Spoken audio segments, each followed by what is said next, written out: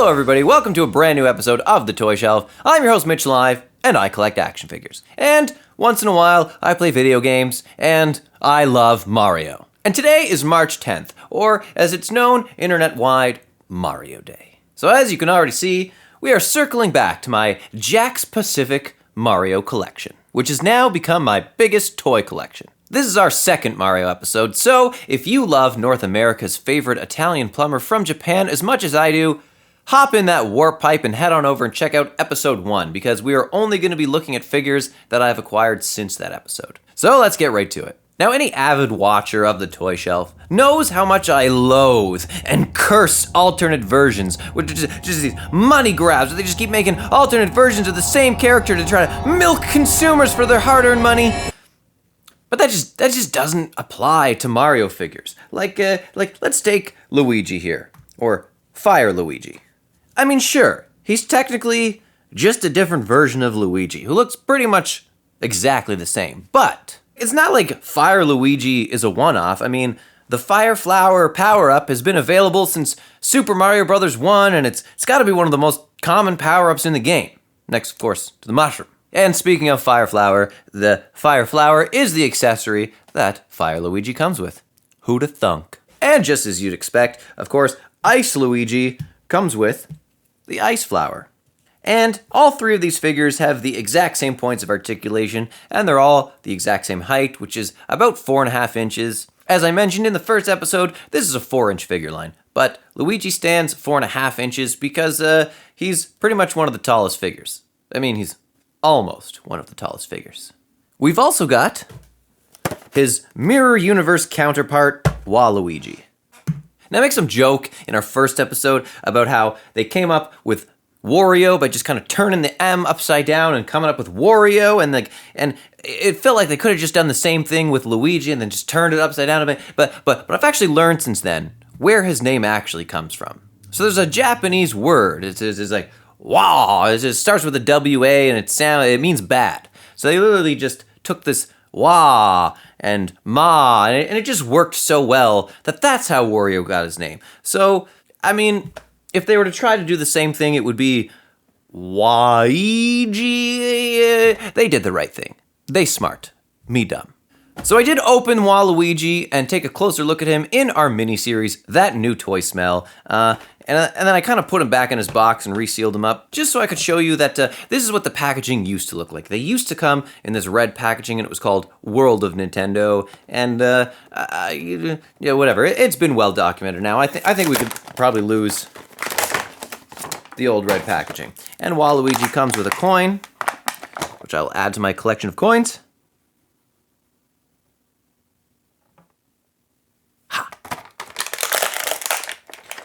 And now he can join his buddies. I mean, really the only thing to note here is that he is the tallest of all the figures. The tallest 4-inch figure. Now the figures just say Super Mario on the box, and the packaging is just Super Mario branded. Or it was, because I'm pretty sure they've updated the packaging, and they're not even going to come in this packaging anymore. But here you see a great example of the next wave of packaging. And we are looking at Explorer Mario, as well as Captain Mario. Let's pop him out and have a closer look.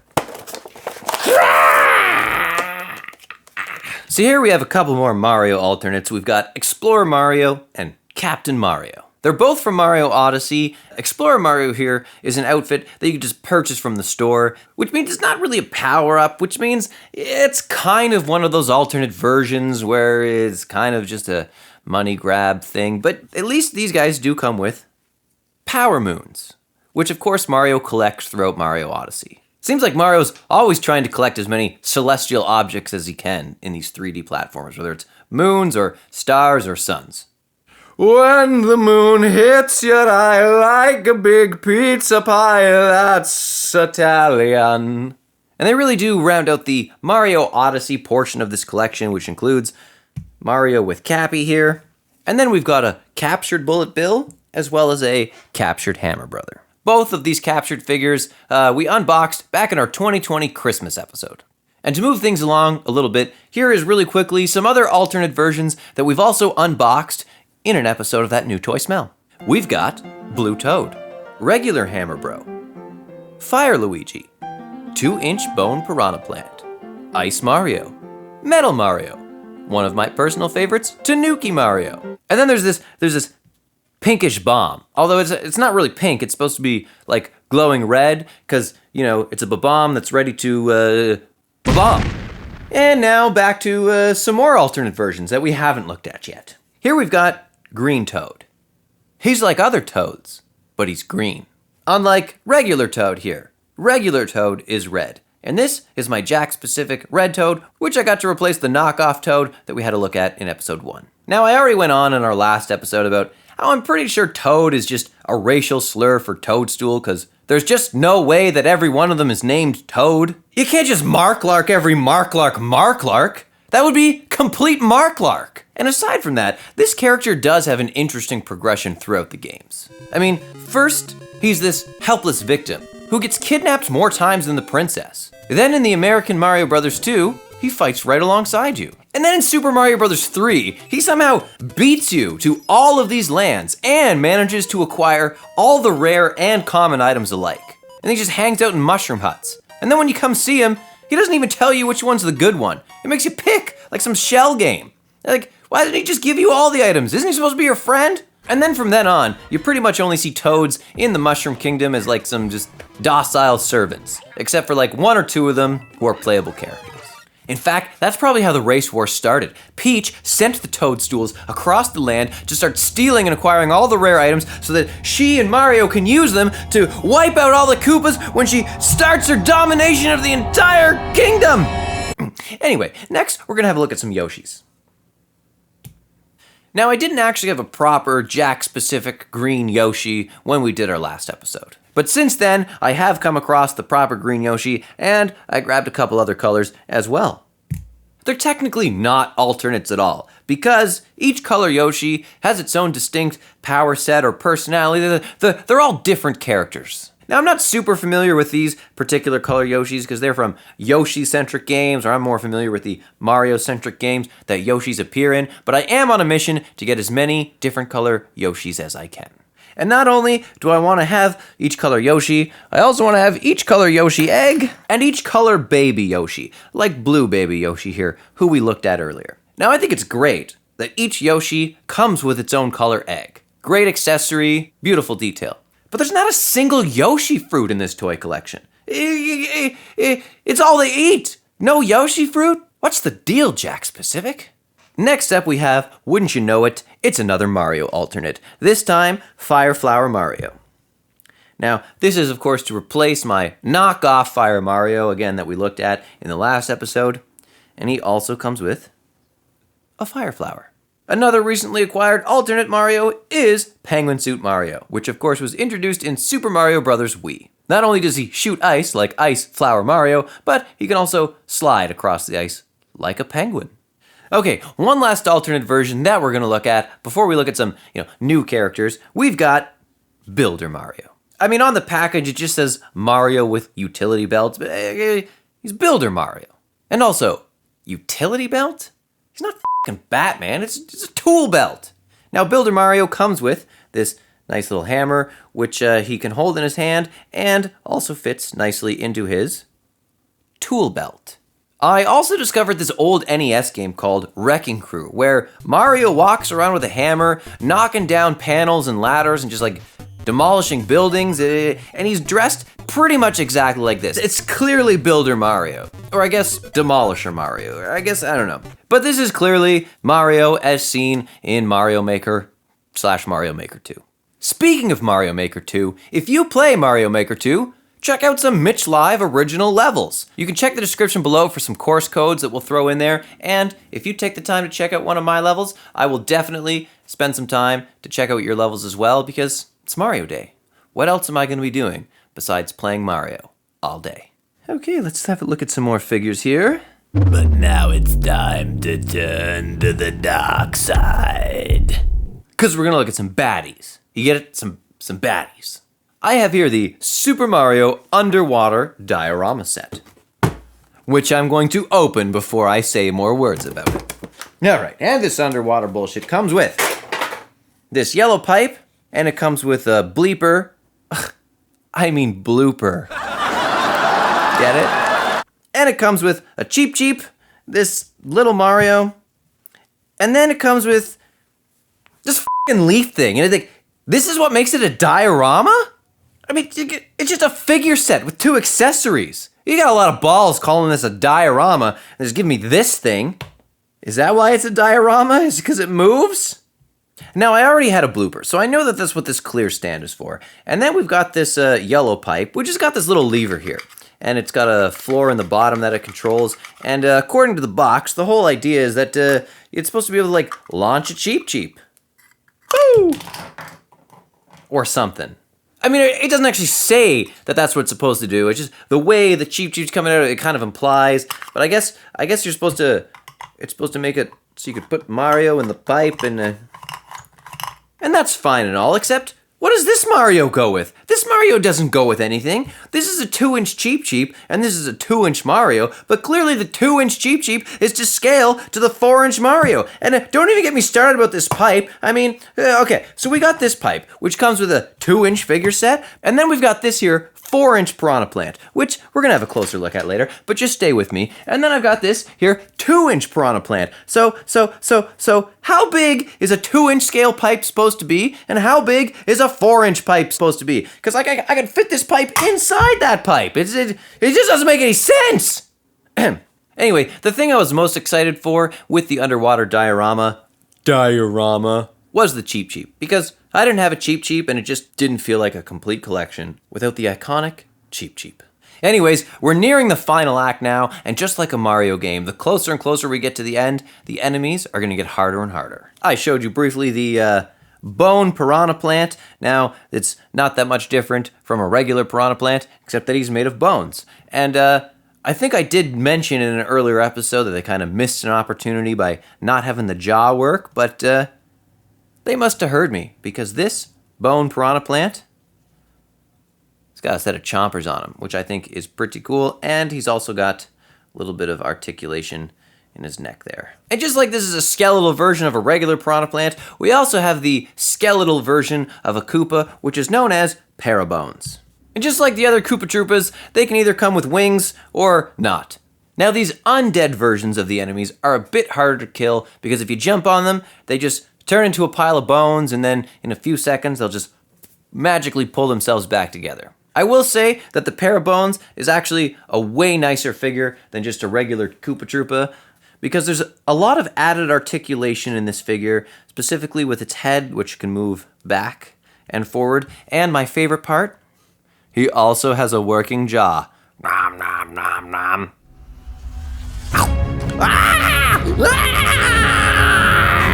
And if you're playing a Mario game and you're facing these skeletal-like creatures, the chances are you've already faced the Koopalings. Koopalings like Iggy, Lemmy, and Larry.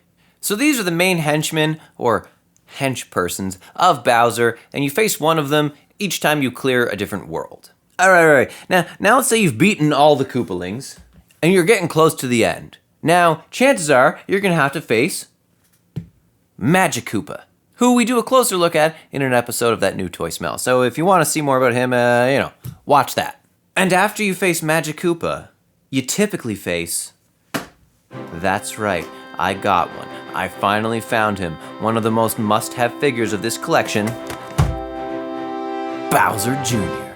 So Bowser Jr. is, of course, Bowser's son. It's really just a tiny, less intimidating version of his dad. In fact, he doesn't even have his adult teeth yet, which is why you see him wearing this mask, which has some gnarly teeth drawn on, and it clearly looks like it was scribbled on with crayon or something, which is just a detail that I love. In fact, I love it so much, it's also my favorite mask to wear. And Bowser Jr. is normally riding inside his little helicopter bowl thing, and he's normally throwing bombs or other objects at you. And wouldn't you know it, he happens to come with a bomb. A little bomb. A really little bomb. Like, is it supposed to be a 2-inch scale bomb with a 4-inch scale figure? I mean, is it a bomb junior? I mean, why can't I just have a regular bomb? I guess for that, I'll just have to open my Bowser Lava Battle Set. Here we have a 6-inch scale Bowser. But I mean, of course, Bowser supposed to be bigger than Mario, so he's just regular Bowser. And a 4-inch Mario and a regular size Bob-omb. Let's have a look.